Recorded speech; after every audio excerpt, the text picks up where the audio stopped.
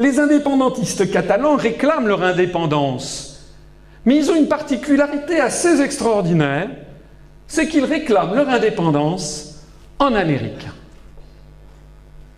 Là, c'est par exemple une manifestation qui a eu lieu le 7 mars 2009 à Bruxelles pour la création d'un État catalan indépendant, je mets indépendant entre guillemets, au sein de l'Union européenne. Vous voyez quels étaient les manifestants. Ils avaient donc les drapeaux catalans et les drapeaux européens. Catalonia, the next state in Europe. Moi, je trouve quand même qu'ils auraient pu au moins manifester en catalan. We want a Catalan state. Vous voyez systématiquement d'ailleurs que c'est également le drapeau européen qui est derrière. Les manifestants avec leur drapeau catalan et le drapeau européen systématiquement. Le journal Le Monde rapporte cette gigantesque manifestation qui a eu lieu à Barcelone le 11 septembre 2012, donc 3 ans après celle que je vous ai montrée à l'instant à Bruxelles. Et comme vous voyez, le journal Le Monde montre démonstration de force de l'indépendantisme catalan dopé par la crise. Le journal Le Monde n'a pas trouvé d'autre illustration que des manifestants avec une pancarte écrite en américain. Tous les manifestants, tous les tags sur les murs. Freedom for Catalan countries. This is not Spain. Catalonia, New European State. Vous voyez d'ailleurs au passage que ces gens ont de l'argent. Il y a des gens qui casquent derrière. Europe, don't look aside. Spain is dead. Long life Catalonia. Mais tout est systématiquement en américain. Le 13 décembre 2012, le magazine Le Point présentait cet article. Espagne, les Catalans manifestent pour défendre leur langue. Et vous voyez la photo, keep calm and speak Catalan. Mais c'est inouï. La République française accepte d'ailleurs déjà que l'on bafoue sa souveraineté. On trouve en France sur Internet ces petits autocollants à mettre sur ces plaques d'immatriculation. À la place du F, on a 66 avec marqué País Català. Ça, c'est la mauvaise nouvelle. La bonne nouvelle, c'est que ça ne se vend pas, puisque vous voyez que c'est bradé, c'est soldé. Il est actuellement soldé à 2,50 €, alors qu'avant, normalement, il était à 3 €. Parce que ça ne se vend pas, parce qu'il n'y a pas de demande. Il n'y a pas de demande. Il y a quelques milliers de personnes, évidemment, mais la grande majorité des Français, dans les Pyrénées-Orientales, comme en Bretagne, comme en Alsace, comme en Corse, d'ailleurs on l'a vu en Alsace, j'en parlerai tout à l'heure, avec l'affaire récente du référendum, qui a été une gifle pour ceux qui voulaient aller vers le démembrement de la République, les Français, dans leur écrasante majorité, ne sont pas demandeurs de cela. Ils sont demandeurs de ne pas avoir un chômage qui explose. Ils sont demandeurs de conserver leurs usines. Ils sont demandeurs que l'on continue à parler le français dans les établissements d'enseignement supérieur. Tout ça, ils sont demandeurs. Mais ils ne sont pas demandeurs du tout, lorsqu'on est dans les Pyrénées-Orientales, de se retrouver dans une Catalogne. En attendant, la France a accepté d'avoir une délégation. Vous savez qu'il y en a une qui était ouverte aux États-Unis, M. Andrew Davis, je vous ai dit, le Catalan Andrew Davis, qui représente la Catalogne à Washington. Eh bien, nous avons maintenant en France, à Paris, une délégation del Govern de la Generalitat de Catalunya à França, qui se trouve 3 rue La Boétie, Paris 8e. Je suis passé devant, c'est un immeuble bourgeois, avec un grand drapeau catalan, comme si c'était l'ambassade du Sri Lanka ou l'ambassade de la Bolivie. Mais ce qu'il faut quand même bien comprendre, c'est que nous avons donc, en France, accepté que l'on ait une représentation de la Catalogne, d'un gouvernement qui revendique non seulement l'indépendance de la Catalogne, mais qui par ailleurs revendique l'indépendance, la scission du département français des Pyrénées-Orientales pour être rattaché. Et nous tolérons ça sur le territoire national. Je le disais tout à l'heure, par le haut, c'est l'apprentissage de la langue anglaise, et par le bas, c'est l'apprentissage des langues régionales. Par le haut, on veut nous piquer notre siège permanent au Conseil de sécurité. Par le bas, eh bien, c'est le développement des groupements européens de coopération transfrontalière. Par exemple, le premier GECT qui est autorisé ici, c'est-à-dire l'Eurorégion Alpes-Méditerranée avec Provence-Alpes-Côte d'Azur et Rhône-Alpes en France, le Val d'Aoste, le Piémont et la Ligurie en Italie. Et vous voyez bien qu'il y a derrière une idéologie de démembrement des États. Regardez tout ce qui concerne la France. France-Angleterre, les 2 mers, la France-Wallonie, la grande région, le Rhin supérieur, France-Suisse, Italie-France, Italie, France maritime, Espagne, France, Andorre. L'absorption et le démembrement de la France profitent à qui? Ceci se fait avec la véritable complicité de certains partis, en particulier d'Europe Écologie Les Verts en France. Si vous allez en ce moment même sur le site internet de Europe Écologie, donc le parti de M. Daniel Cohn-Bendit, de M. José Bové, de Mme Cécile Duflot, vous verrez qu'ils proposent de libérer l'énergie des territoires pour régler les problèmes de la France. C'est un slogan qui ne veut rien dire, sauf que si, ce que ça veut dire, c'est le début de démantèlement. Vous remarquez que sur cette carte, qui est promue par un parti dont des membres sont actuellement au gouvernement, Madame Duflot est membre de EELV, elle est actuellement membre du gouvernement français. Vous verrez que sur cette carte, l'Alsace, tout à fait au nord-est, il n'y a plus de département. C'est devenu une collectivité territoriale.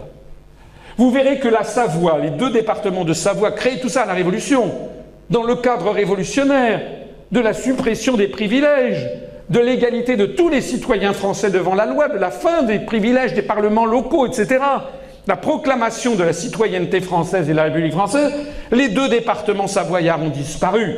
Vous voyez que, pire encore, le département des Pyrénées-Orientales a disparu, le numéro 66 a disparu, il y a marqué Catalogne. Mais regardez-le, c'est marqué, c'est pas moi, allez-y si vous ne me croyez pas.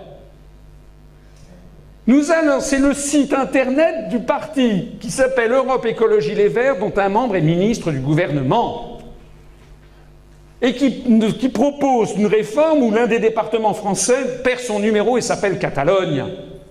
Alors que c'est exactement l'objectif des indépendantistes catalans. Ça n'a qu'un seul mot. C'est de la haute trahison. C'est un parti qui est anti-inconstitutionnel. Voici la carte établie par l'European Free Alliance des Verts européens qui propose une Europe des régions ethniques. Eh bien, vous voyez, tout est parfait, c'est exactement ce qui est en train de se passer. C'est une carte qui a 15 ans d'âge. Vous voyez que dans cette vision des choses, l'Écosse est devenue indépendante. Vous voyez que la Catalogne est devenue indépendante et qu'elle a mis la main sur le département des Pyrénées-Orientales, que d'ailleurs, si vous allez sur Wikipédia, maintenant est appelé Catalunya Nord. Le Pays Basque a mis la main sur le département des Pyrénées-Atlantiques. La Bretagne est devenue indépendante avec le rattachement du département de la Loire-Atlantique. L'Alsace est devenue séparée de la France. La Savoie également, la Corse bien entendu. Et puis l'Occitanie a été séparée du pays de Languedoc. Comme quoi, en attendant, il y a derrière tout ça des véritables stratégies.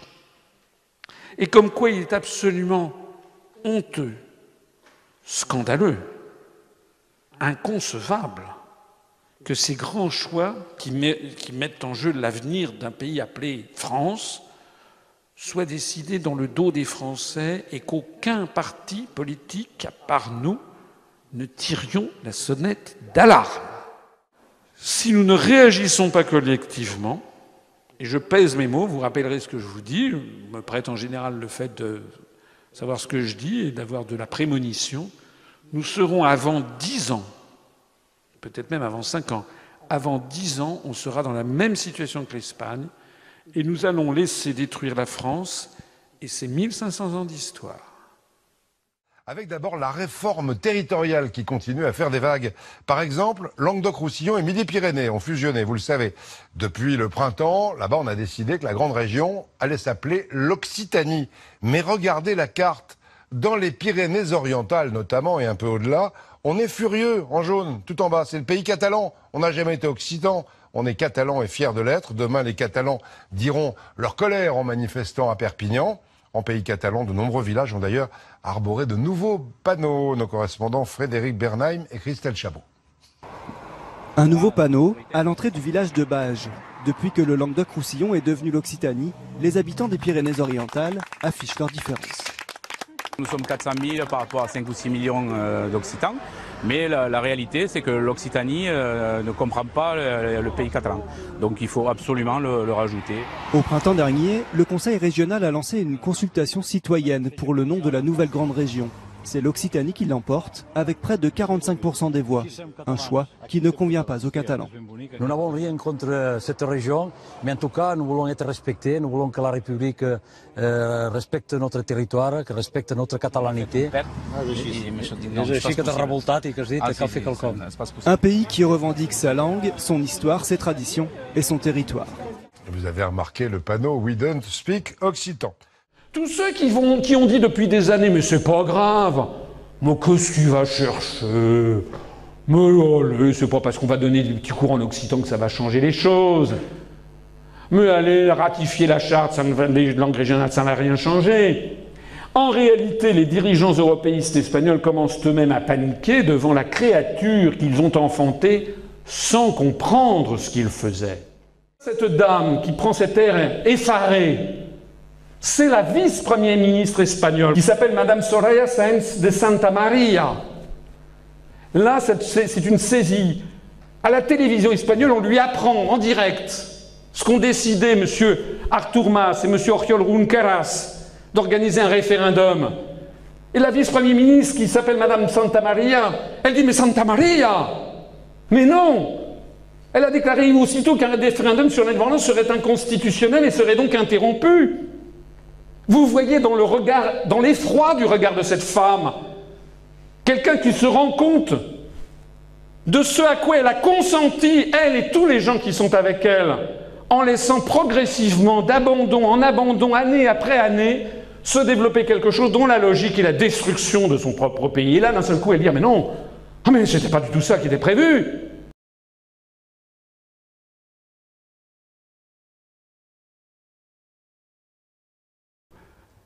Mais ils ont décidé de la fin de la France. Hein. Si on porte le sujet à un autre niveau, vous avez vu ce qui se passe en Alsace quand même. En Alsace, en 2013, il y a eu un projet, parce que c'est l'Europe qui est derrière, hein, qui veut faire les régions, pour en fait démanteler les États-nations. Moi, je suis le seul à le dire.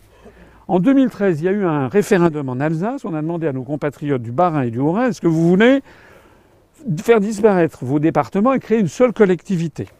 Bon. Les habitants du Haut-Rhin ont dit non. À 57%. Donc ça a été non. Ben vous avez vu que Macron a décidé en 2021, avec Mme Jacqueline Gouraud, là, ministre des Territoires, et puis Édouard Philippe, et ça a été avalisé par les élus des 2 conseils départementaux, mais pas la population, ils ont décidé de le faire quand même. C'est comme l'affaire de 2005, on avait voté non, et puis on l'a eu quand même. Ils ont décidé qu'à partir de 2021, on supprime département du Bas-Rhin, département du Haut-Rhin, et on crée, écoutez bien, une collectivité européenne d'Alsace. Le mot même de France disparaît. Alors les gens disent « Ah mais attendez, vous êtes complotistes ». Non, non, non, non. Pourquoi une collectivité européenne d'Alsace? Pourquoi Macron fait-il le traité d'Aix-la-Chapelle franco-allemand où il dit qu'il va falloir dans les régions frontalières apprendre la langue de l'autre? Sauf que quand vous apprenez l'allemand, quand vous enseignez en allemand en Alsace, ça n'a pas exactement la même répercussion, surtout que les Alsaciens ont un dialecte qui est un dialecte germanique. Ça n'a pas la même chose que lorsque vous apprenez le français de l'autre côté de la frontière, où personne ne parle le français, tout le monde s'en fout d'ailleurs. Le même Macron qui a dit que la priorité de la diplomatie franco-allemande, toujours dans ce traité, c'était que l'Allemagne est un siège permanent au Conseil de sécurité. Enfin, c'est dingue. Ce que De Gaulle nous avait obtenu, c'est-à-dire ce qui fait de la France une grande puissance, c'est qu'avoir un siège permanent avec droit de veto, c'est pour ça qu'on s'était opposé. La dernière fois qu'on s'est opposé aux États-Unis, c'était de Chirac et Villepin en 2003 sur la guerre en Irak. Depuis lors, on s'est complètement écrasé. Mais normalement, on a un siège permanent qui fait de la France une grande puissance. Maintenant, la diplomatie, c'est de donner à l'Allemagne, qui avait fait partie des pays vaincus, donc qui était en dehors des Nations Unies jusqu'en 1973, de donner à l'Allemagne un siège permanent. Et vous savez ce qui va se passer? C'est que dans 10 ans, quand il y aura une réforme, on dira, bon, de toute façon, tout le monde ne peut pas avoir un siège permanent, donc on va fusionner le siège de la France et de l'Allemagne. Macron est un traître à la nation. Normalement, c'est de la haute trahison. Voilà. Quel est mon point de vue. Donc, dans tous les domaines, on assiste à une espèce d'effondrement du pays. Lorsque Macron va en Corse, il va voir Jean-Guy Talamone, qui a dit « Je verrai de mon vivant une Corse indépendante dans le cadre de l'UE ». Vous savez ce qui se passe en ce moment en Espagne, parce que ça ne se limite pas à la France, cette politique des euro-régions. Allez vous renseigner, hein, j'ai fait une conférence sur la politique des euro-régions. Si vous allez à Perpignan, maintenant c'est écrit Perpignan, vous avez une ambassade de la Catalogne indépendante qui s'appelle Casa de la Generalitat de Catalunya, et qui explique que le département français des Pyrénées-Orientales a vocation à rejoindre la Catalogne indépendante. D'ailleurs, si vous allez sur Wikipédia en anglais, c'est marqué Catalunya North. Voilà. Et on remet en cause le traité de 1659, traité des Pyrénées, signé par Mazarin. C'est-à-dire qu'il y a une véritable opération de démolition dans tous les domaines. Démolition de notre tradition industrielle et vente, en fait, ce sont des gens qui vendent au plus offrant. Qu'est-ce que vous voulez que je vous dise? Voilà.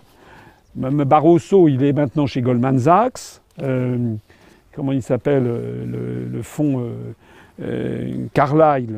Vous savez qui est-ce qu'il y a dans le fonds Carlyle aux États-Unis, allez vous renseigner. Donc voilà, Macron il est là, et puis dans 3 ans, 4 ans, le boulot fait, il va repartir pour aller se faire financer, il sera chez Carlyle, il sera chez... C'est comme ça. Tant que les Français n'auront pas saisi qu'il y a... Encore une fois, je comprends bien qu'il y a la question qui est la vôtre, ça je comprends parfaitement, mais vous êtes aussi des citoyens français.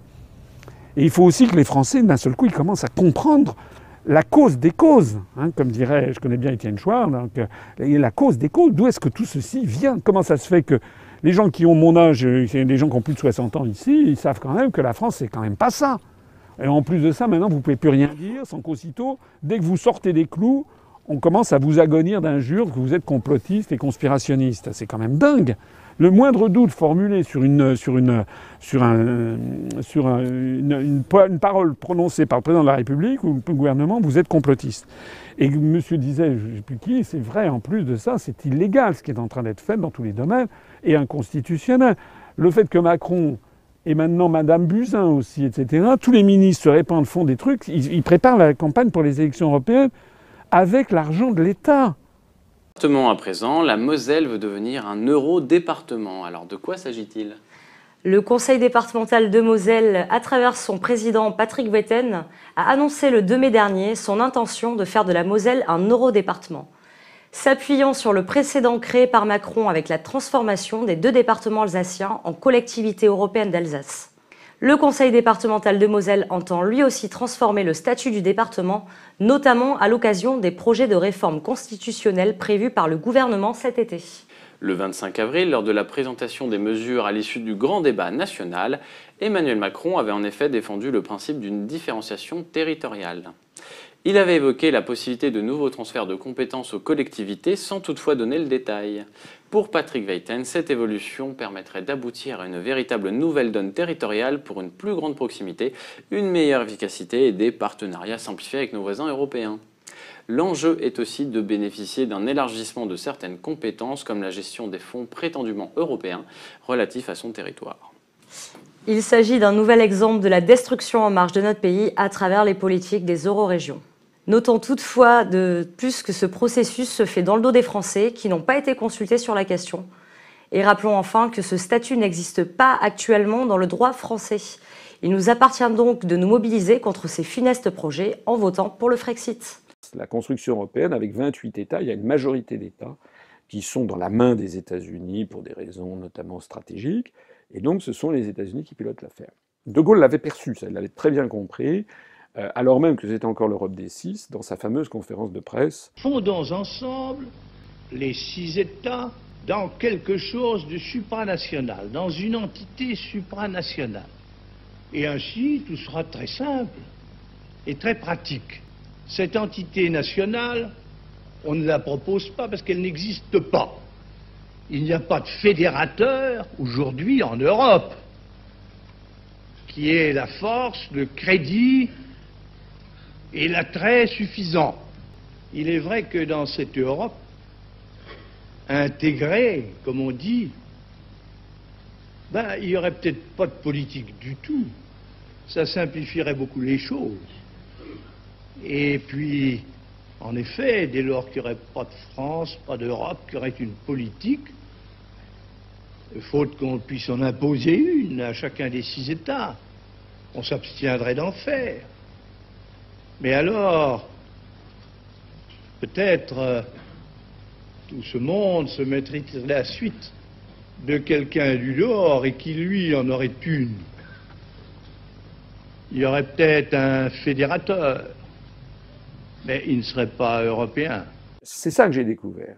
J'ai découvert qu'en fait, cette construction européenne était pilotée, c'est une stratégie très intelligente, il faut le reconnaître, d'auto-neutralisation des pays d'Europe par eux-mêmes, dans la poursuite d'une chimère qui d'ailleurs n'a jamais existé, puisque jamais dans son histoire, l'Europe n'a été unifiée. Jamais. Depuis la création de la Terre, il y a 4 milliards d'années, il n'y a jamais eu une structure politique qui a regroupé dans le même ensemble l'Irlande et Chypre, le Portugal et la Laponie finlandaise. Voilà, ça n'est jamais arrivé. Et ce que nous enseigne l'histoire, c'est que quelque chose qui n'est jamais arrivé en, disons, depuis 3000 ans, la probabilité que ça arrive est nulle, ou à peu près nulle. Bon. Tous les empires, il y a eu beaucoup de tentatives impériales de rassembler l'Europe, mais d'abord elles ont toujours explosé au bout du compte, et puis elles ne sont jamais arrivées. L'Empire romain, par exemple, n'était pas un empire européen. La partie actuelle, par exemple, de la Prusse, de la Scandinavie, l'Écosse, la Pologne, tout ceci n'a jamais été colonisé par Rome.